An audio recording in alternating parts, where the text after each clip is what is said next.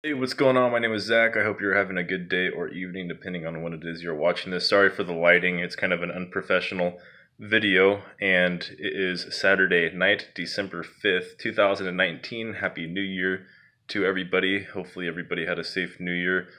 This is a follow up video to my previous video on the topic of myself quitting Kratom after 2 years of moderate to heavy usage. I'm not going to go into exact detail of what my past history of it was. You can click on my channel and go check that video out if you would like. But just a quick update, it is about, I think it's been about a little over a week. My last dose of Kratom was December 20th, 19 or 20th.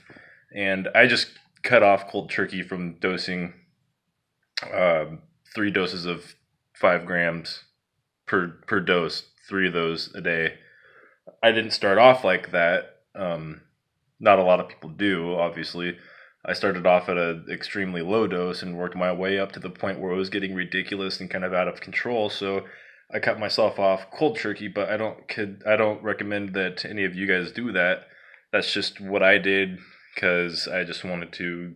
Well, actually, I just wasn't really in the circumstance to buy the stuff anymore because I went to go visit family in Southern Oregon. So I just decided to just say screw it and cut it off. So yeah, it's been really similar to like quitting benzos.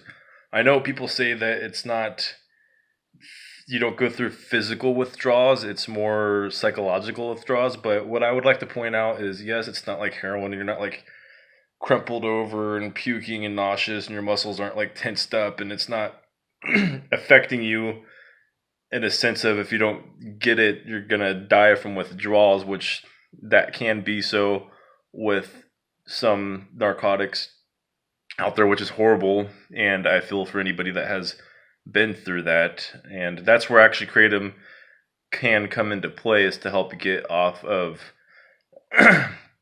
opioids or some narcotics or other types of depressants. But then you get in situations where it's my case where you get beyond that fact and you decide to quit, and there's ways to go about it. But the way I did was just quit cold turkey. And like I'd mentioned, I'm kind of rambling, but it's been about 16 days. The video I made previous to this, I felt really good that day. I think I was about like 9 or 10 days into it, and it was the first video I was able to stomach up to make. Oh, let me backtrack for a second. I completely started to go off topic. The point I was trying to make is it kratom might not be like those heavier narcotics that actually you can die when you quit.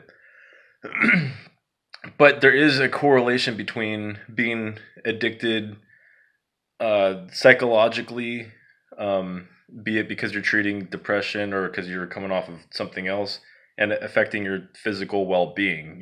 Like if you're so depressed mentally that you can't get out of bed or do anything productive, it affects your overall physical well-being. So you're like, yeah, like I said, you're not going through hardcore withdrawals where if you don't get the stuff you're going to die, but it is important that you don't let people that are pro kratom and vendors roll that out. In fact, I don't know if there are uh, people who are pushing the stuff and selling the stuff should give you specific guidelines on how to get off of it.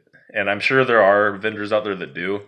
But from what I understand and from what I've seen is, like, when I see other people make videos about getting off of it, they get bashed on quite a bit. And this isn't to, sorry, the dogs are barking downstairs. But this isn't to discredit anybody who takes it medically or medicinally. This is just to give people warning signs of when it's time to stop and how you need to go about stopping it. So yeah, let me jump back to what I was saying. So a couple days ago when I made that video, I was doing pretty good.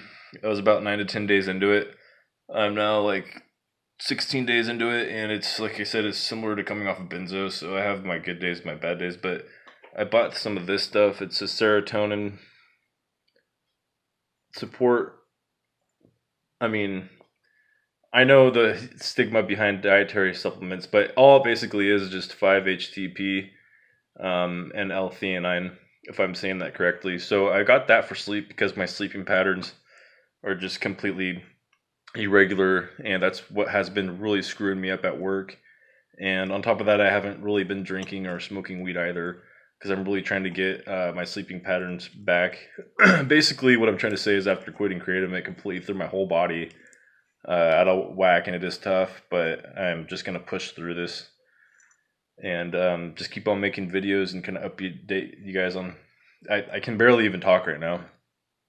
I haven't even shaved in like 2 weeks. That's how bad it has been. But just keep in mind of the consequences that you could go through after a prolonged use. Don't discredit that, especially if you're new to the stuff.